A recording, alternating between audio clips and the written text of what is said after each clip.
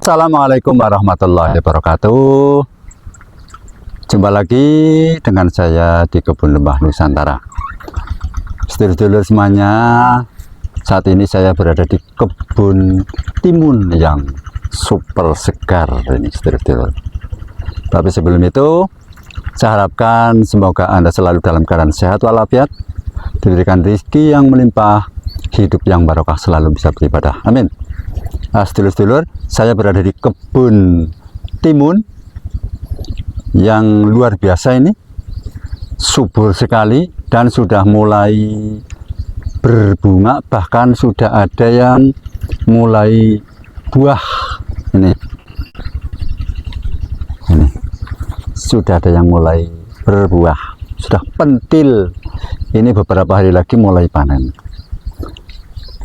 Anda bisa lihat begitu banyak kembangnya, hampir setiap ruas keluar kembang. Ini keluar bunga, artinya setiap ruas bakal keluar timunnya, maka mudah-mudahan hasilnya akan melimpah. Nah, untuk membuat kebun seperti ini tentu perlu teknik yang jitu supaya yang kita tanam bisa berhasil dengan baik. Untuk itu nanti panjenengan saya kenalkan dengan teman saya, Pak Kadis. Dulur, ini saya mau ngobrol sama beliaunya, teman saya Pak Kadis, obrol-obrolan tentang seputar tanaman timun.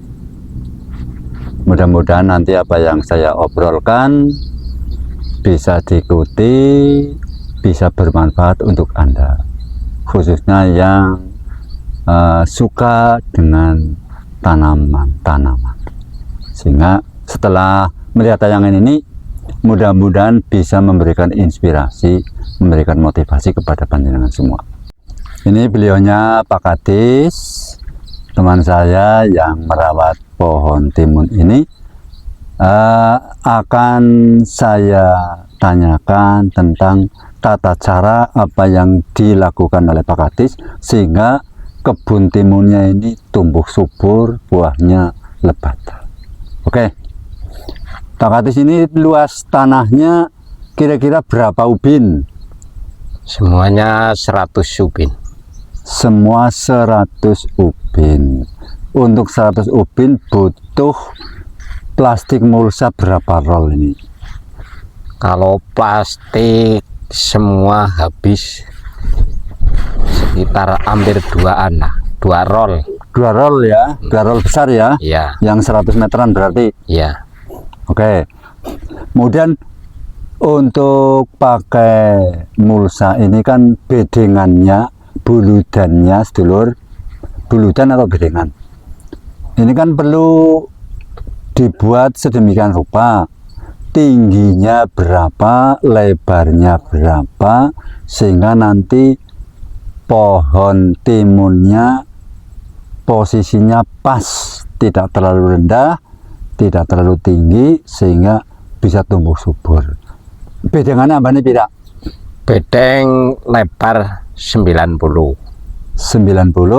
Kemudian gotnya ini antara bedeng satu dengan yang lain kira-kira setengah meter lebih apa? 60 ya? 60. Antara bedeng yang satu dengan yang lain ini kan ada untuk jalan ini 60 cm, bedengannya 90 cm, tinggi bedengan 30, sehingga ketika musim penghujan akan lebih aman. Terus jenengan Pak Kadis kan pakai pupuk organik, ini organik full ini, sedulur. Organik semua. Semua pakai organik. Dan kita harus ngerti bagaimana cara memasang pupuk itu. Apa setelah ditanam atau sebelum ditanam, caranya bagaimana. Kemudian sesuai dengan jarak tanam. Pertama dari jarak tanam yang satu dengan yang lain berapa senti ini kira-kira? 50 cm. 50 cm ya. Ke sana juga 50 cm. Jadi 50 kali 50.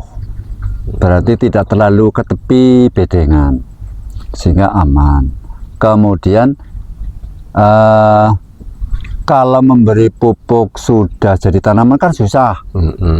Berarti ini sebelum ditanam pupuk sudah disiapkan dulu di dalam bedengan ya. Ini model dicampur apa hanya di lubang-lubang saja? Ini Pupuknya kan udah dari dulunya udah banyak, Ya. jadi cuman lubang-lubangnya aja ditambahi lagi. ya. Berarti dasarnya memang dulu Udah pupuk organiknya sudah cukup. Kemudian setelah dibuat bedengan, per lubang diberi tambahan pupuk organik lagi. Banyaknya kira-kira berapa? Ya. Apa segenggam? 2 genggam. 2 genggam. 2 Satu genggam lubang. berarti 1 lubang 2 genggam. Diberi pupuk organik lagi. Dari kohe kambing. Ini. Ini kan luas, Pak Kadis. Ya. Seluas 100 ubin, bibitnya habis berapa bungkus? Semua habis 7 bungkus. 7 bungkus. Per bungkusnya sekarang Pak Kadis ambil harga yang berapa? Ini timun jenis apa sih? Jenis panjang. Yang jenis panjang, sedulur. Bibitnya per bungkusnya sekarang berapa? 50 lebih. 50 lebih bibitnya ya. Sekitar ya dibuat bulat dengan transport ini 60 lah ya. 60.000 per bungkus. Ini butuh 7 bungkus bibit untuk seluas 100 ubin. Kemudian masa panen semenjak tanam. Ini sudah umur berapa Pak Kadis? Ini sudah 30 hari. Ini sudah 30 hari. Berarti cepat banget kan? 30 hari. Nanti berarti 5 hari lagi sudah panen ya? Ya. Mulai panen 5 hari lagi sedulur. Kapat sasurdina kalau hitungan orang Jawa. 35 hari mulai panen. Kemudian semenjak mulai tanam sampai dengan umur 35 umur panen sudah nyemprot berapa kali ini? Ini nggak pakai semprot, Tanpa disemprot? tanpa disemprot. Nah, Nggak pakai gandasil daun, nggak gandasil buah. Ini pokoknya nggak tidak nyemprot. disemprot pakai obat-obatan, pakai vitamin, tidak ya? Nggak. Barangkali kalau ini ditambah ada disemprot dengan sedikit tambahan vitamin apa, mungkin hasilnya akan luar biasa. Tapi karena ini sudah dianggap cukup memenuhi syarat untuk tumbuhnya pohon timun subur ya, sehingga Pak Kadis ambil keputusan tidak disemprot apapun. Toh nyatanya hasilnya ini bagus sekali. Setiap ruas tumbuh keluar bunga, berarti setiap ruas ada buahnya. Tadi ini kan sudah bisa saksikan setiap ruas memang keluar kembang. Tinggal Pak Kadis tinggal mengamati kira-kira kalau ada hama baru, kalau terpaksa ya. Tapi sepanjang ini saya lihat tadi memang tidak kelihatan ada hama, tidak ada memang. Lalat buah juga tidak ada, kemudian penggerak juga tidak ada. Yang ada justru hanya itu apa? Lebah, lebah Madu. banyak memang lebah madu. Artinya berarti tanaman ini disukai oleh ternak lebah madu karena tidak berbau pestisida, tidak berbau insektisida, karena memang betul-betul organik ya. Berarti semenjak tanam sampai dengan hari ini belum pernah disemprot apapun ya? Ya benar. Nah, ini lur, ternyata aman sekali, tidak mengundang serangga-serangga yang merusak tanaman. Yang datang justru hanya lebah madu mencari apa ini, biasa kan lebah madu kan mencarinya bunga yang segar-segar. Nah, kemudian ini kan biasanya orang menanam timun itu pasang lanjaran ini tidak digabung, tapi satu baris jadi berjajar begini. Tapi ini dibuat begini, atasnya ditumpuk, diikat. Di samping memang posisi seperti itu lebih keker, ketika ada angin tidak takut roboh karena saling berpegangan dan diikat. Kemudian ada tali kan, kenteng lah kalau orang kita ngomong itu kenteng. Kenteng. Biasanya kan ada 3 ya, bawah sendiri, kemudian tengah, kemudian atas pakai kenteng.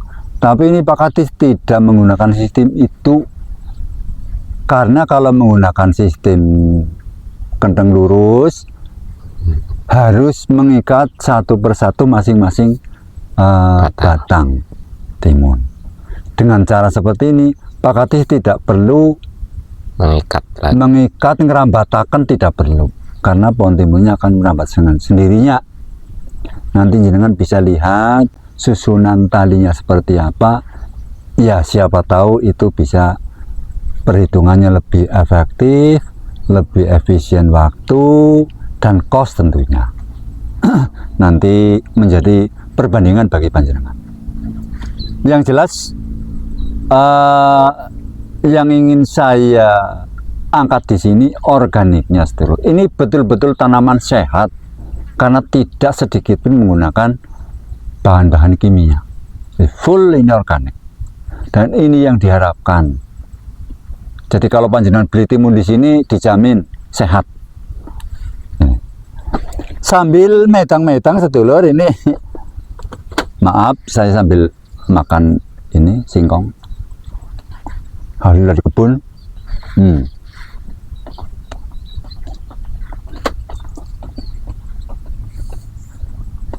Jangan nanti bisa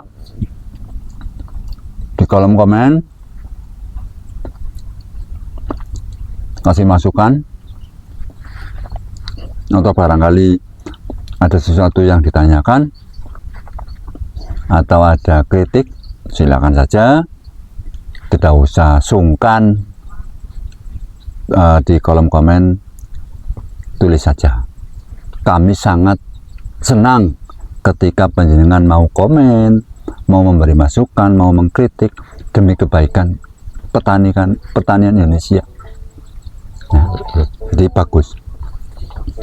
Jangan lupa sedulur, nanti kalau informasi apa yang telah kami sampaikan ini bermanfaat, tolong share ke teman, sedulur, sahabat Anda dimanapun berada. Karena apa? Berbagi kebaikan adalah ibadah. Setelah sambil beristirahat makan singkong, nanti kemudian saya ajak untuk melihat-lihat nih susunan rangkaian tali. Kebun Rempah Nusantara, Indonesiaku, surgaku.